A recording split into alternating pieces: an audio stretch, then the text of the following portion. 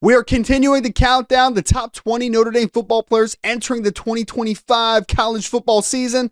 Let's hit number 15 through 11 next.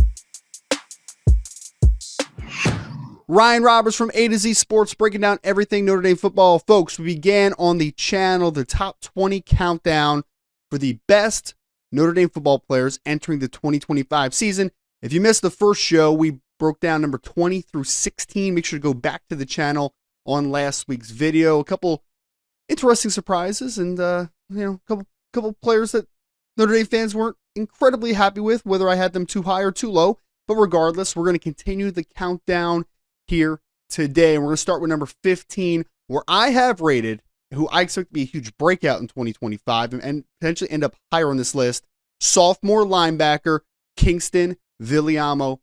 On a very deep linebacker room that includes Drake Bowen, Jaden Osbury, Jalen Sneed, and of course Jack Kaiser last season, Kingston still managed to make his impact known both as a true inside linebacker as well as rushing off the edge. Now, he was banged up for a couple games down the stretch of the season, but when healthy, he is arguably the most versatile player that Notre Dame has on their defensive side of the football, and I expect him to make a huge jump in his sophomore year. The California native has a lot of upside to potentially impact the defense on several different ways and wear several different hats in 2025. Number 14, I have included Jordan Faison, wide receiver. Maybe a little bit of a interesting one, or a debatable one on this list. I know some people are probably going to have Jordan a little bit lower, but I really kind of just flashed back to last offseason when Jordan Faison was healthy coming into the season, and we saw it early on against Texas A&M.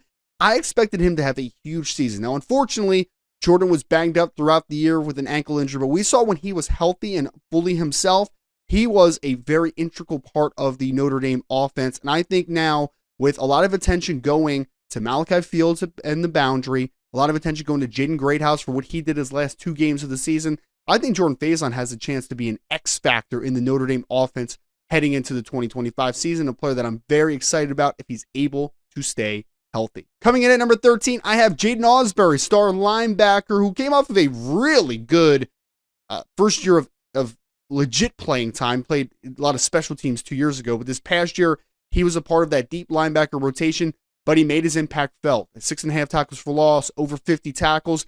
If you do his production per snap and you put it upon maybe more of a Jack Kaiser type of outlook as far as total number of snaps, he would have had about 80 total tackles, actually a little bit more, and about 10 tackles for loss last season. So he was very productive in the snaps that he got. I expect him to be a player that rotates between Will and Rover, maybe even some Mike in certain situations and obvious passing situations. And I expect that we see another huge jump for Jaden Osbury in 2025. Coming in at number 12, Christian Gray, star cornerback.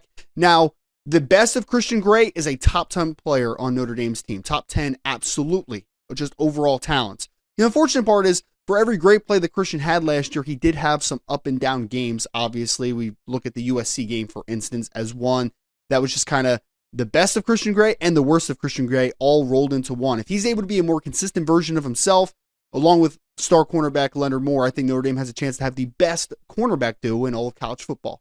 Coming in at number 11, one of the unsung heroes on this team from this past year, Emil Wagner, starting right tackle, the only offensive lineman for Notre Dame that started every single football game from Texas A&M till the national championship game against the Ohio State Buckeyes. 6'6", 291 pounds. The one thing that is just kind of still holding Emil Wagner a little bit back from being one of the better offensive linemen in all of college football is the weight. Now, 291 pounds, now in his fourth year on the team.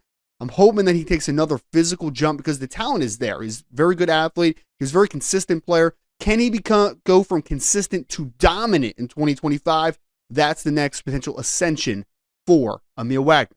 Folks, let me know what you think about the list so far. Player too high, player too low, player you're shocked is not in the top 10 or is just outside of the top 10.